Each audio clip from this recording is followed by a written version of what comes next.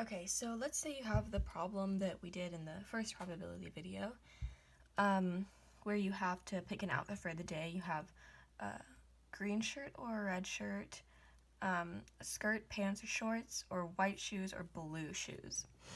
So, okay. So, let's figure out the probability of each of these happening in the first place. So, you're starting from nothing. You're gonna either have a green shirt or a red shirt. So that means since you only have two options and you're starting from nothing, your two options would be split evenly at 1/2. Let's say the problem said that your red shirt had 2/3 of a chance of getting picked, if it was kind of like a spinner scenario. Then you'd write 2/3 here and 1/3 here, because it's split between the two and you have to have a total of, well, three parts of the whole. So if this is 2/3, then this must be 1/3. But for this scenario, we're just going to go with 1/2 and 1/2. And since you have three options here, each of these would be 1/3, if it's split evenly, of course. And so it's not like I'm ignoring that this is here, but when we wrote out our shirts, we had green or red.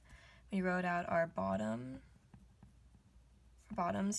we had skirt or pants or shorts. So you have three options here. So if you draw a tree diagram first, do not put each of these as 1/6, because these are two whole different sections, because you still have these three options. And it's the same for shoes, where you have white shoes or blue shoes. So again, that's you have 1/2 probability of getting each of these. So this would be 1/2, 1/2, and then each of these is also 1/2, but I don't feel like writing all of them, so I'll just write them for green. So let's say that the question asks you to find, I don't know, the intersection, which is basically the probability of something happening and something else happening. So they said they find the intersection between having, I don't know, a green top and wearing pants. So automatically you can just basically ignore this column, because it doesn't matter, because we're not looking for shoes at all. So we know the probability of having a green shirt is 1/2, and we know the probability of having pants is 1/3. So when you want to find the intersection, well, you just have to multiply those two values.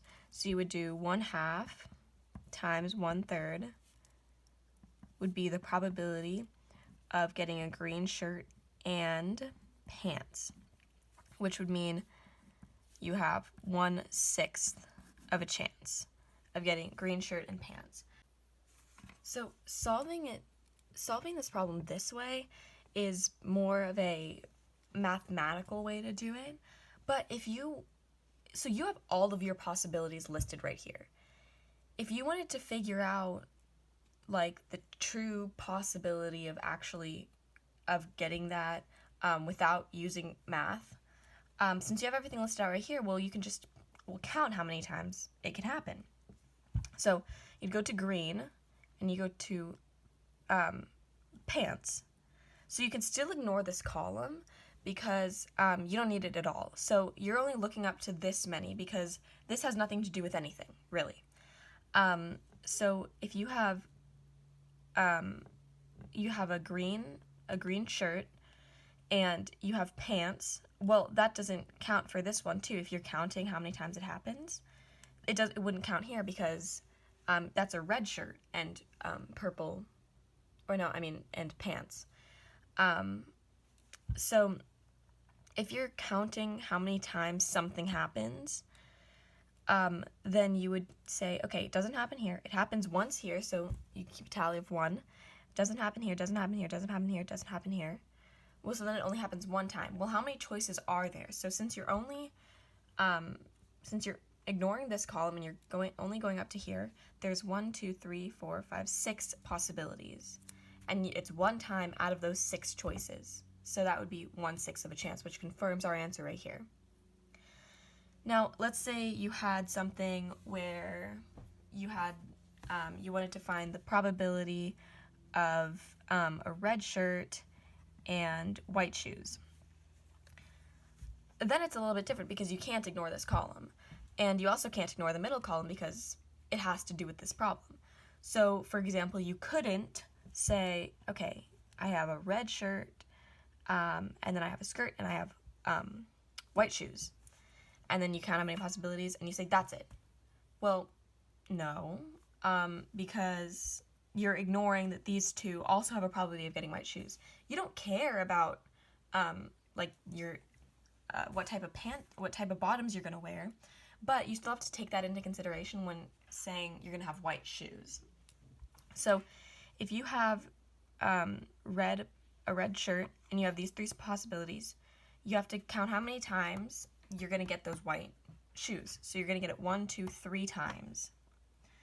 But you also have to take into consideration that you can also get a green shirt. So that means these also matter too. Let's count how many possibilities there are. There's 1, 2, 3, 4, 5, 6, 7, 8, 9, 10, 11, 12.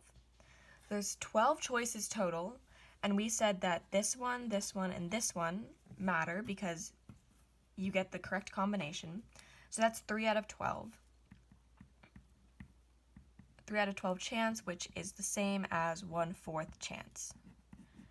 So this probability the probability of getting a red shirt and white shoes is 1/4 chance.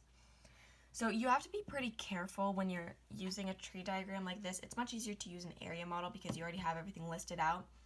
But if you're calculating the probability of one thing happening, you have to take into consideration all the other factors that play into that situation. So one other thing, if you want to say, okay, what's the probability that I'll get a green shirt and a skirt and blue shoes? You have to take into consideration all 3 of these happening in relation to the rest of this, or all 3 of these happening. So if you have a tree diagram, you would just multiply these 3 probabilities. So you would say it's 1/2 times 1/3 times 1/2, and that would be 1/4. It'd be 1/12. 1/12 of a chance of that happening. And you can kind of confirm this answer because this end result only happens one time in the whole set. So, and we calculated before that there's 12 total options if you take into consideration the last column. If you know there's 12 options and this only happens one time, it would be 1 out of 12. So that's another way that you can get to that. So it doesn't have to just be with 2. It can be with all 3 columns too. Just the same if they asked, what's the probability of getting a skirt and white shoes? You would say a skirt and white shoes, skirt and white shoes. Well, that happens 2 times. So that would be 2/12 out of the whole set. So it would be 1/6 of a chance of that happening. Because your shirts don't really matter, so you can kind of X that out. You have all the probabilities that you need. So that's kind of how to do tree diagrams.